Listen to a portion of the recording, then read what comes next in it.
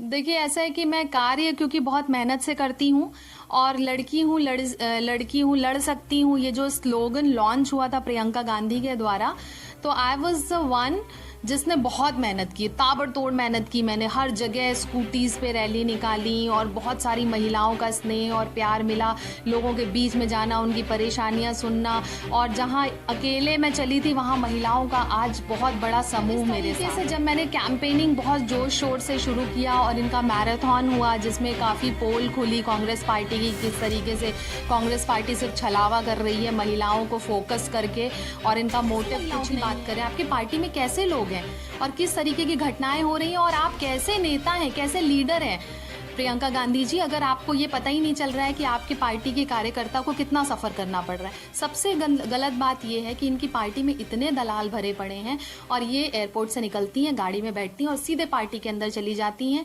ये अपनी महिला कार्यकर्ता से भी मिलना नहीं उचित समझती। योगेश मिश्रा, आप सभी को स्वागत करता हूं एक बार फिर से द मसाला न्यूज में। और व्यक्तित्व में जैसा हमने कहा था, एक नई पर्सनालिटी से आपको मिलाएंगे। हमारे साथ एक और नई पर्सनालिटी है और उनका चेहरा भी आप जब देखेंगे तो खुद ही पहचान जाएंगे उनको। काफ़ी फेमस चेहरा है। हमारे साथ मौजूद है डॉक्टर प्रियंका मौर्य जी। मैम, बहुत बहुत स्वागत है आपका द मसाला न्यूज़ में। व्यक्तित्व एक हमने पर्सनालिटी इंटरव्यू शुरू किया है कि लोगों को जब वो फेमस हो गए हैं तो उनको तो जानते ही हैं सब लोग, एक फेस उनके सामने आ जाता है, लेकिन उसके पीछे जो उनकी मेहनत रही है, जो उनकी काबिलियत रही है, वो जो अपनी समाज के लिए जो उन्होंने काम किया है, कैसे वो वहाँ तक पहुँचे हैं, ये भी हम बताते हैं, इंश्योर करते हैं हमारे इस इंटरव्यू में। तो आपने एक डॉक्टर हैं और साथ साथ एक नेता भी हैं बीजेपी की। कैसे ये पूरा मैनेजमेंट आपका चलता है? ये मैनेजमेंट कैसे चलता है अगर आप ये पूछें तो लोगों के प्यार और स्नेह से चलता है, उनके आशीर्वाद से चलता है, कि एक मोटिवेशन अंदर से मिलता है कि जिस चीज में मैंने हाथ पैर डाल दिया है, दिल दिमाग से लग गई हूँ कि वो कार्य करना है तो करना ही है।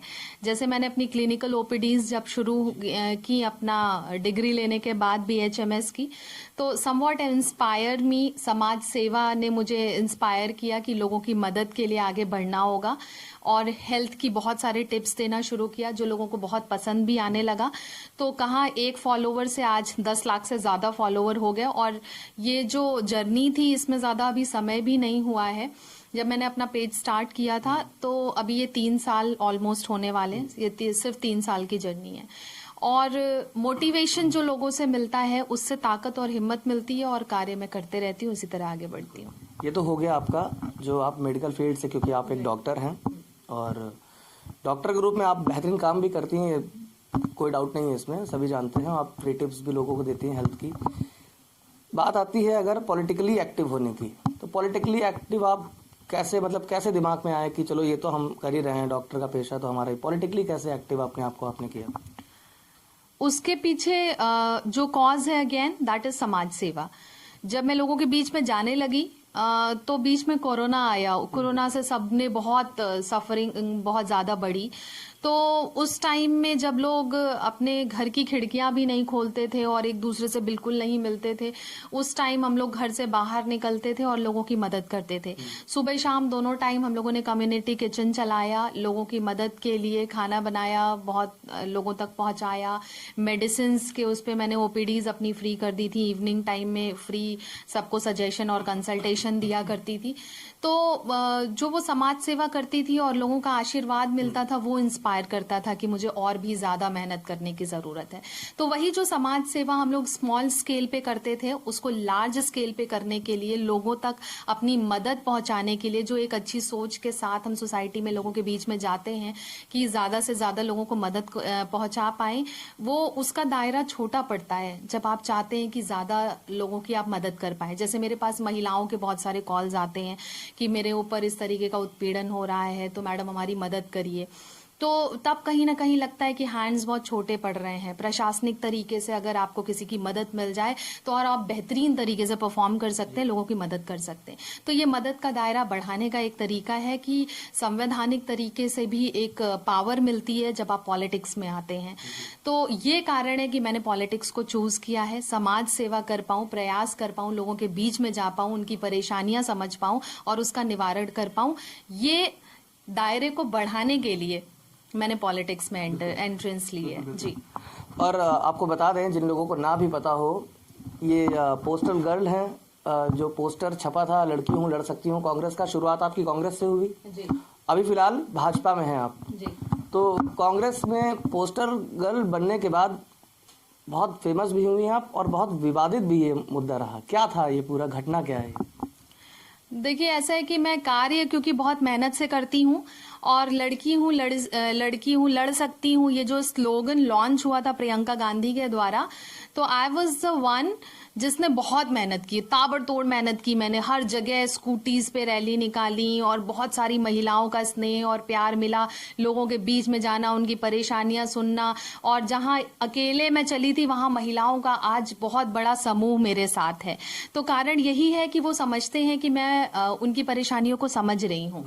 तो इस तरीके से जब मैंने कैंपेनिंग बहुत जोश शोर से शुरू किया और इनका मैराथन हुआ जिसमें काफी पोल खुली कांग्रेस पार्टी की, किस तरीके से कांग्रेस पार्टी सिर्फ छलावा कर रही है महिलाओं को फोकस करके और इनका मोटिव कुछ नहीं है, तो धीरे धीरे जब इनकी चीजें निकल के आने लगी तो कहीं ना कहीं उससे बुरा लगने लगा अंदर से, कि जैसे अभी इनका मैराथन एक प्रोग्राम हुआ जिसमें इन्होंने दिखाया कि बहुत भीड़ आई, उसके पीछे हम सब की बहुत मेहनत थी जो भीड़ आई वहां पे। प्लस बुरा क्या लगा कि वहां पे जो लड़कियां गईं और इतने किलोमीटर्स रन करने के बाद कोई रिफ्रेशमेंट की व्यवस्था नहीं, कोई आने जाने की व्यवस्था नहीं। इनफैक्ट बीइंग अ फीमेल, मतलब उन्होंने महिलाओं को प्रमोट किया था, लड़की हूं लड़ सकती हूं मैं, बट महिलाओं के सेंटिमेंट्स की, महिलाओं के सुरक्षा की कहीं कोई कदर नहीं है कांग्रेस पार्टी में। कारण मैं बता देती हूं, जिस दिन ये मैराथन होने वाला था उससे एक दिन पहले मेरे पास कांग्रेस पार्टी से कॉल आती है। इन लोगों ने मुझे कहा था कि आप महिलाओं को अरेंज करिए, बस हम अरेंज करेंगे। रात में 8:30 बजे मुझसे फोन करके कहते हैं कि बस भी आपको खुद ही अरेंज करनी है। अब आप बताइए, आप महिलाओं को एम्पावर करने की बात कर रही हैं और मैं महिला कैसे रात में, अब आप बताओ कि अगर मुझे अपने साथ इतनी महिलाओं को लेकर के जाना है, मेरे पास करीब 2000 से 2500 महिलाएं थी, अब मुझे बसेस अरेंज करनी पड़े अगर अचानक 15 से 20 बसेस, तो मैं अचानक कहाँ से कर लूंगी एक दिन पहले। सिक्योरिटी सेफ्टी भी, बट वो थ्रेटेंड था कि आपको करना ही है, अदरवाइज हाँ ऑब्वियसली नहीं तो आपको टिकट नहीं मिलेगा और आपको जो मतलब नंबरिंग कम हो जाएगी, फिर इनकी जो रिपोर्ट्स आती हैं उसमें आपके अच्छे रिव्यूज नहीं जाएंगे। तो ऑब्वियसली धमकी ही है, क्योंकि भाई हम मेहनत कर रहे हैं और एक टास्क की वजह से आप पीछे हो जाएं तो टेंशन तो होती है। एनी हाउ हम लोगों ने जैसे तैसे मतलब पूरी रात जग करके बसेस अरेंज करी, क्योंकि उस टाइम आप सोचिए कैंपेनिंग चल रही है हर पार्टी की, तो बसेस अरेंज करना भी बहुत मुश्किल होता है।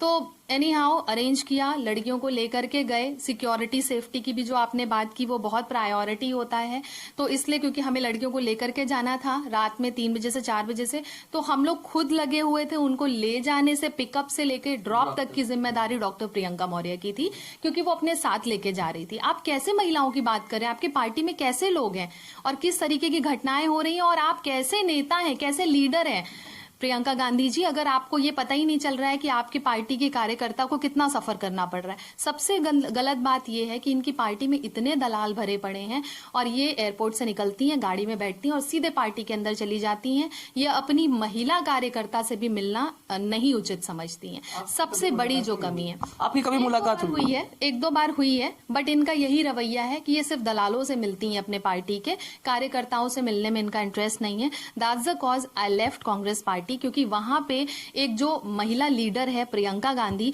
उनके पास एक भी ऐसी महिला नहीं है जो महिलाओं की परेशानी उस महिला तक पहुंचा सके। तो ऐसी पार्टी में हम कहां रहेंगे जहां पे महिलाओं को ना सम्मान है, ना सुरक्षा है, सिर्फ दलाली चलती है। तो इसलिए मैंने कांग्रेस पार्टी छोड़ी। हाँ, उन्होंने मेरे फेस का इस्तेमाल किया, क्योंकि मैंने वो कैंपेन बहुत जोर शोर से करी थी। लड़की हूं लड़ सकती हूं स्लोगन को हाईलाइट करने वाली डॉक्टर प्रियंका मौर्य थी, और जिस दिन मैंने वो पार्टी छोड़ी उसी दिन वो स्लोगन डिमिनिश हो गया। और मेरा बहुत बड़ा हाथ है, इनका जो 2 सीट निकला है ना, वो मेरी वजह से निकला है, क्योंकि इनके कैंपेन को डिमिनिश डॉक्टर प्रियंका मौर्य ने किया। इन्होंने रियलिटी दिखा दी ना, और मैंने भी दिखाया कि किस तरीके से ये सिर्फ महिलाओं का उत्पीड़न करते हैं। कांग्रेस पार्टी में महिलाओं को आगे नहीं बढ़ाते, सशक्तिकरण की बात नहीं होती है, सिर्फ 40% रिजर्वेशन की बात की, वो भी सब बिके हुए टिकट्स थे। एक सवाल फेस को लेकर के, जैसे आपने बोला कि अब मेरा फेस हटा दिया जाए, और उस पर भी काफी ज्यादा सबने घेरा भी है ना, भाजपा ने भी काफी घेरा, तो उसके बाद भी फेस आपका यूज हो रहा है, तो क्या आप हैं भाजपा में? बताती हूँ उसका भी रीजन क्या है।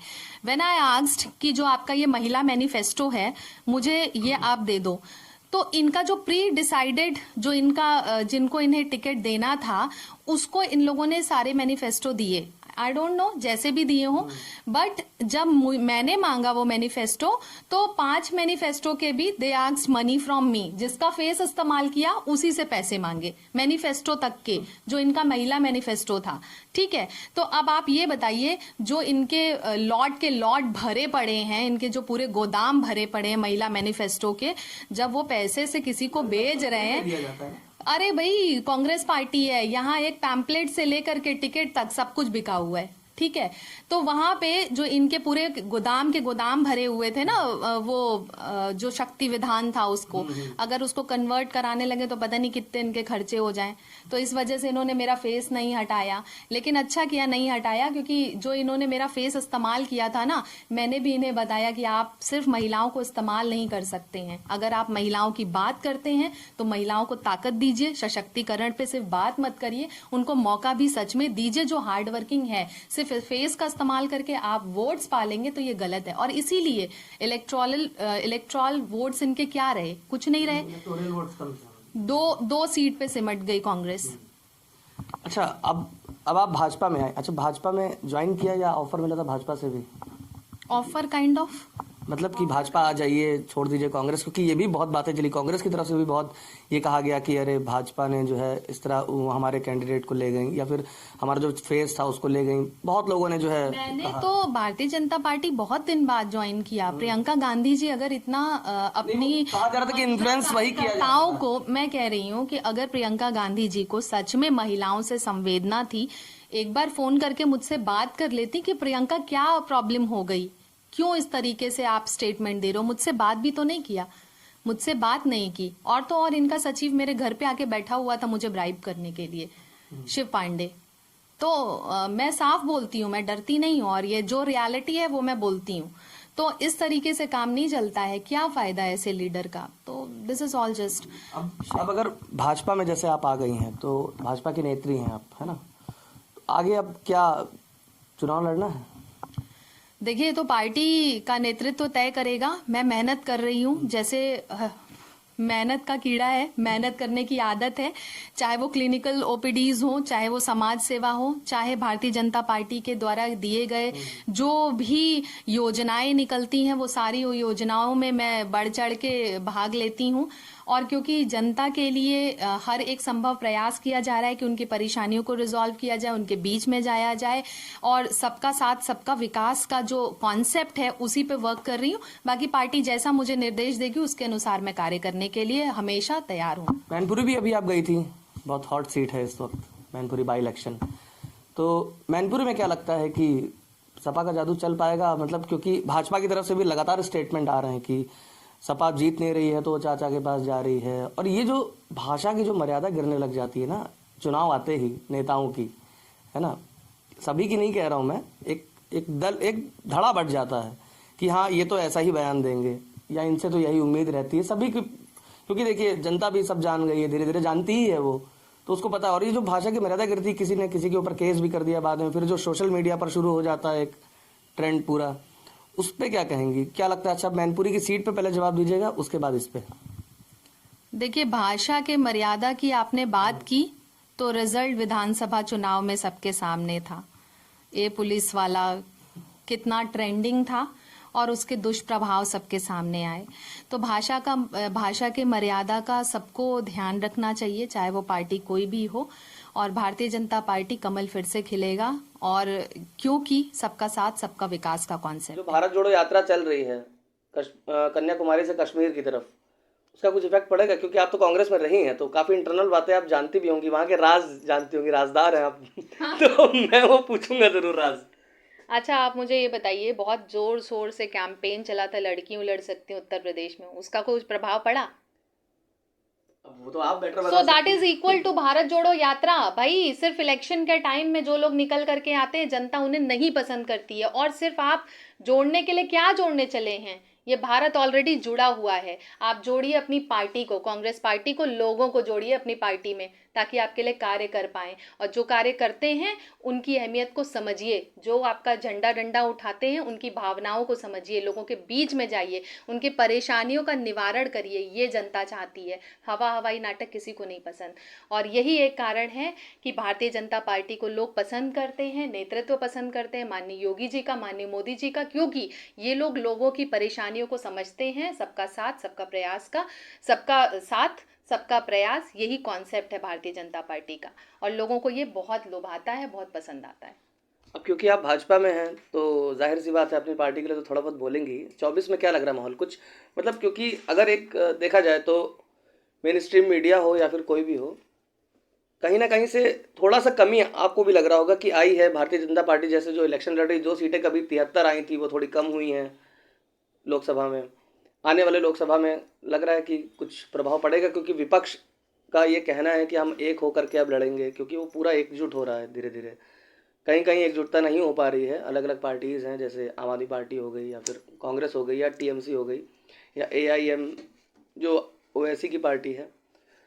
तो किस तरीके से भाजपा यानी एनडीए लड़ेगी?